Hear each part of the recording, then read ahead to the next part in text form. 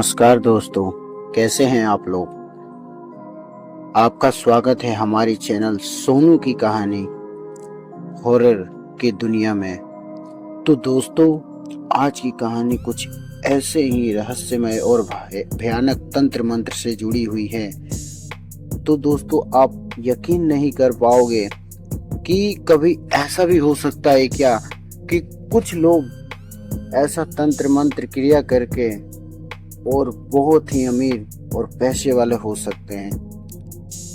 तो दोस्तों, यह कहानी हमारे दोस्त मदन ने भेजा है। मध्य प्रदेश के रहने वाले मदन रहते हैं मध्य प्रदेश में, और उन्होंने बताया कि यह कुख्यात तांत्रिक इलाका नरसिंहगढ़ का जंगल इलाका का है दोस्तों, जो कि मध्य प्रदेश के एक जंगल में है, जो कि जंगल का नाम नरसिंहगढ़ है।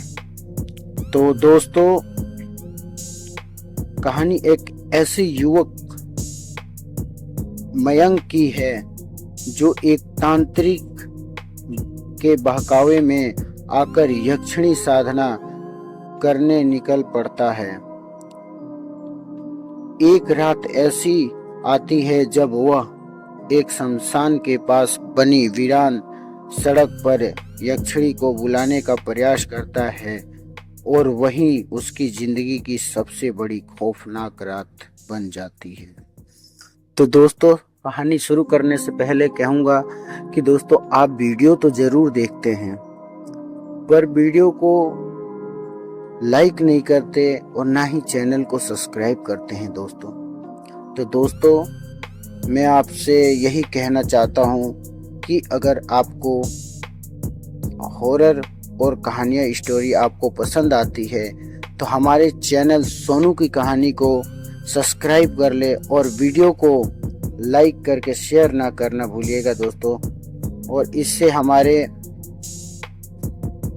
मेंबर बढ़ेंगे, मेरा फैमिली बढ़ेगा, तो मुझे बहुत मोटिवेशन मिलेगा दोस्तों। तो चलिए कहानी को आगे बढ़ाते हैं। तो भोपाल में रहने वाले 28 साल का मयंक बेरोजगार था।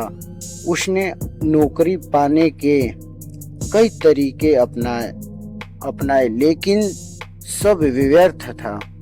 एक दिन उसने एक पुराने दोस्त अजय ने उसे विजय बाबा के बारे में बताया, जो कि दोस्तों वह तंत्र मंत्र से काम दिला देते, बस सावधानी करनी पड़ती थी। तो मयंक पहले हंसा, लेकिन अगले ही हफ्ते वह नरसिंहगढ़ पहुंचा। शर्त यही थी, शमशान वाली सड़क। विजय बाबा ने कहा, अगर तू वाकई शक्ति चाहता है तो यक्षिणी को साधना होगा। यह साधना आसान नहीं पर बहुत ही भयंकर है। रवि बोला, मैं ये करने के लिए तैयार हूँ। रात 12 बजे उस पुरानी शमशान वाली सड़क पर अकेले बैठा 7 मंत्र बोला और खुद को पूरी तरह उसके हवाले कर दिया। मयंक को डर तो लग रहा था, लेकिन लालच ने जीत ली। पहली रात हलचल शुरू। 12 बजे रात मयंक शमशान वाली सुनसान सड़क पर पहुंचा। दोनों ओर घना जंगल और बीच में टूटी फूटी सड़क। उसने मंत्र पढ़ना शुरू किया। कुछ मिनटों बाद उसे ऐसा लगा कि कोई और भी वहां है। उसने देखा, दूर से एक औरत आ रही थी, सफेद साड़ी में, उल्टे पांव। तो दोस्तों, उसने आंखें बंद कर ली और जोर जोर से मंत्र बुदबुदाना चालू कर दिया। ओम ह्रीं क्लीं यक्षिणी स्वाहा। तो दोस्तों, ये मंत्र बोलते बोलते हवा ठंडी हो गई। सड़क पर चूड़ियों की आवाज गूंजने लगी। पीछे से किसी ने उसके कंधे पर हाथ रखा।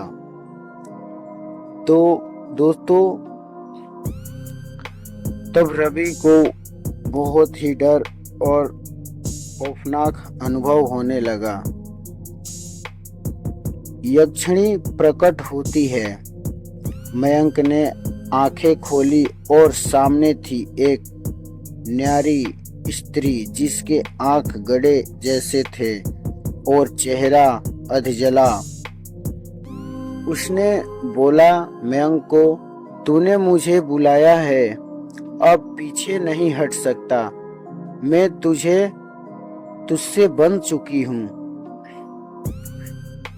वह स्त्री हवा में तैर रही थी। अचानक उसने मयंक को चारों ओर आग की लकीर खींच दी। जंगल की सारी आवाजें रुक गई। मयंक बेहोश हो गया। दूसरी रात सौदा।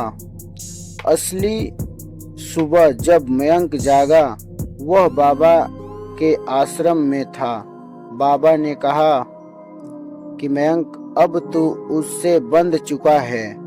हर पूर्णिमा को वह तुझसे कुछ मांगेगी। तू ना कर नहीं सकता।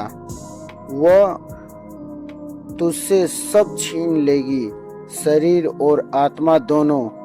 मयंक डर गया, लेकिन बाबा ने उसे तंत्र मंत्र रक्षा यंत्र दे दिया और कहा, बस कभी उस सड़क पर दोबारा मत जाना।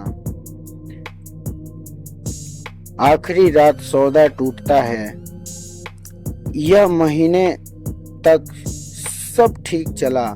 मयंक को नौकरी भी मिल गई, लेकिन उसने यक्षिणी से पीछा छुड़ाने का ठान ली और एक दूसरे बाबा से उपाय लेकर फिर उसी सड़क पर पहुंच गया।